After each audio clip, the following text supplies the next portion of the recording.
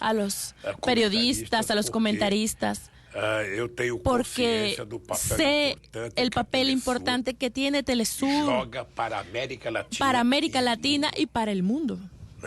¿No? Hace un tiempo estaba en París y quería saber de las noticias de América Latina y fui cambiando los canales, cambiando. ¿Y dónde encontramos información de América Latina? En Telesur. Y otros países del mundo, en Europa, empieza a hablar por Telesur, y es Telesur la que tiene una cobertura extraordinaria. Además habla nuestro idioma, habla de las cosas que queremos oír. Entonces quiero felicitar a Telesur, y espero que Telesur sirva de ejemplo para que otras personas que lleguen al gobierno puedan construir un instrumento de comunicación como lo construyó Venezuela. Aquí en Brasil hicimos TV Brasil, incluso ahora estamos peleando porque el nuevo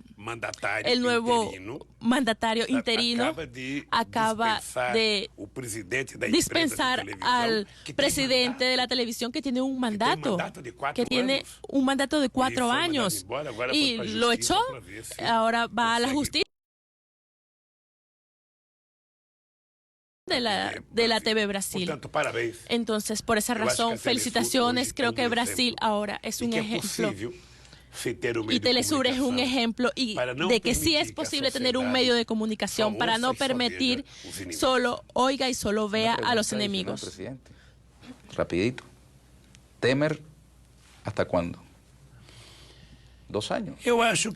Pienso que hasta el juicio político, hasta que resolvamos este problema en el Senado. Estoy siendo optimista, pero creo que pueden suceder muchas cosas. Creo que Brasil puede hacer una buena campaña. Podremos tener una pelea muy grande en Brasil por un plebiscito que convoque una reforma política, que pueda anticipar el proceso electoral. Pueden suceder muchas cosas de aquí en adelante, muchas cosas. Y la sociedad brasileña está despierta. Y quien está ahí ahora de forma interina, que se está comportando como si ya todo se hubiese acabado, tiene que estar muy atento, porque el pueblo brasileño está muy atento y está dispuesto a luchar para no permitir que esas personas que no fueron electas gobiernen el país. Gracias a usted. Amigas, amigos, muchísimas gracias por habernos acompañado. Nos despedimos desde Sao Paulo, en la República Federativa del Brasil, en el Instituto Lula, que nos ha servido de escenario para esta entrevista con el presidente Luis Ignacio Lula da Silva. Hasta una próxima oportunidad.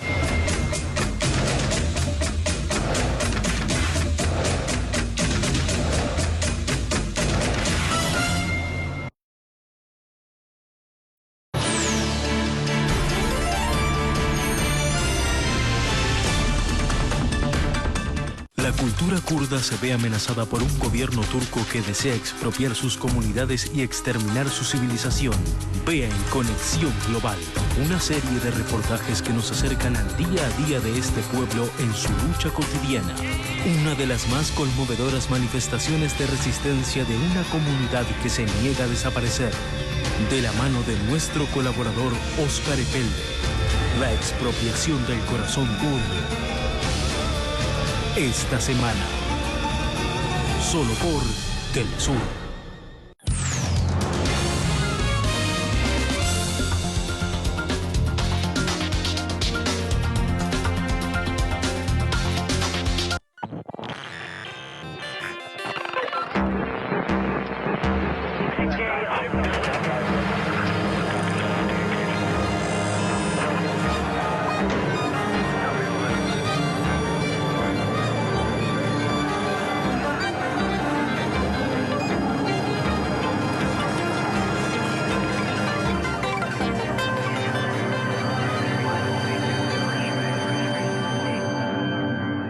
As the circus of the 2016 presidential election grinds on, Hillary Clinton has posited herself as the candidate of the people. But not many candidates of the people have vacation homes in the Hamptons that cost $200,000 per month, or hang out with the world's billionaires. You know, it's hard to know who she really is. While once being a proponent of Donald Trump-type positions like building a wall at the Mexican border, supporting torture, and opposing same-sex marriage until 2013, today Hillary Clinton presents herself as the anti-Trump, anti-Republican candidate. There's been a lot of outrage about the impression that the establishment has already anointed her as the Democratic nominee and has carved out her path to the presidency. But like in 2008, her guaranteed seat on the throne is being derailed by the unpredictable moods of the masses and millions of young progressive voters. She continues to play her shape-shifting game, morphing her positions to try to capture the support from her opponent. But the real Hillary is still inside. In fact, every layer of Hillary's career shows why. Far from being a candidate of the people, she's the top pick by corporations to do the real job of any U.S. president. Be the CEO of the empire. And they're working hard to keep her on that path to the throne. Having been party insiders for decades, the Clintons have manipulated D.C. reporters, mastered the media spin, and have a well-oiled PR machine at their beck and call. Hillary Clinton has done everything right. She has run a good campaign. She has outperformed in debates. She's raised money. She's got a great ground game. As a Latina, I can tell you that Latinos all over the country are very excited about Hillary. Latina women are very excited about Hillary. Knew from the beginning that when the conversation turned to foreign policy that this was going to be when Hillary Clinton really shined. And I think that that whole exchange was probably one of her strongest moments of the night. Undisclosed is that many of the people praising Hillary across the corporate media work at firms employed by Clinton's campaign and super PACs. It's not just paid pundits, but the reporters and owners themselves. From Chris Matthews to the head of the New York Times, a big gang of media personalities have financial and personal ties to the Clintons. But even with Citizens United and unfettered corporate funding, the establishment can't prevent an insurgent candidate like Bernie Sanders from winning with votes, which is why back in 1984, the Democratic Party created a superdelegate process to further undermine democracy. Here's how it works. There's about 4,000 pledged delegates divided by primary and caucus results. But there's an additional 700 superdelegates that remain unpledged, meaning they can vote against the people's will to ensure nominees are hand-picked party insiders. The single vote of a superdelegate is worth thousands of hours. Many of these people are current and literally corporate lobbyists, but dozens more are literally corporate lobbyists, working on behalf of every industry from healthcare to private prisons. Like superdelegate Tonio Burgos, Pfizer lobbyist and Clinton fundraiser. Or superdelegates Jill Alper, Minion Moore, and Maria Cardona at Dewey Square Group, a lobbying firm that works directly with the Clinton campaign and lobbied on behalf of healthcare corporations to craft Obamacare for their benefit. Then there's superdelegate Jeff Berman, top lobbyist at Bryan Cave, pipeline and former lobbyist for the Keystone XL pipeline, is even paid by the Clintons to round up other superdelegates. Paid by the Clintons to round up other superdelegate votes. Comprises one-third of all delegates needed. Comprises one-third of all delegates needed to secure the Democratic nomination. Into the most powerful family in Washington. And with Bill's cajoling, Hillary had at least 500 superdelegate pledges under her belt months before the election had even begun. A 45-to-1 delegate lead over Sanders. This insane Democratic inversion plays out every time Sanders crushes a state, like in Wyoming, where he won by double digits but walked away with the same number of delegates. It's not just superdelegates investing in Hillary.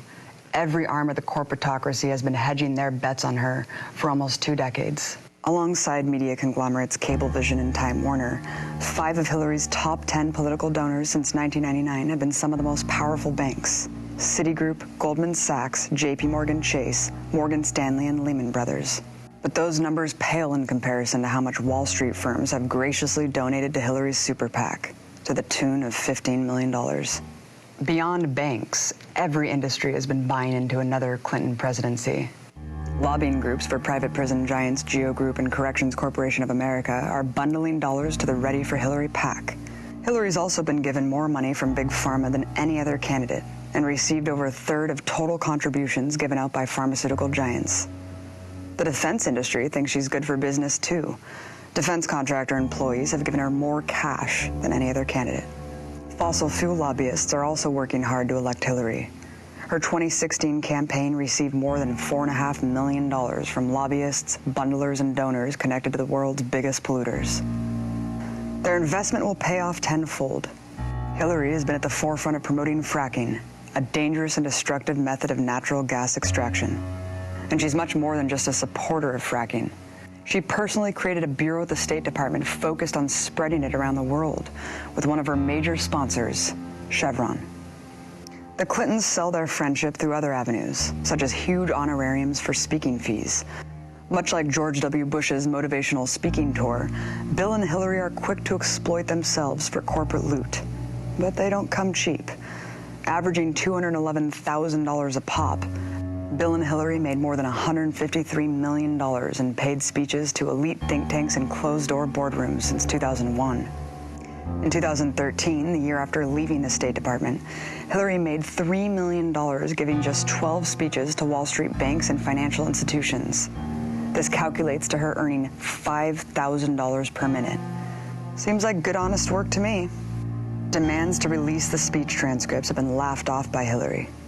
But we don't really need to see the transcripts because we already know what's in them. Her praising banks and committing to their prosperity. Although Hillary has recently tried to appear critical of Wall Street to pander to Sanders' immense support, her fat cat banker donors aren't worried in the slightest. Hillary has recently tried to appear critical of Wall Street to pander to Sanders' immense support.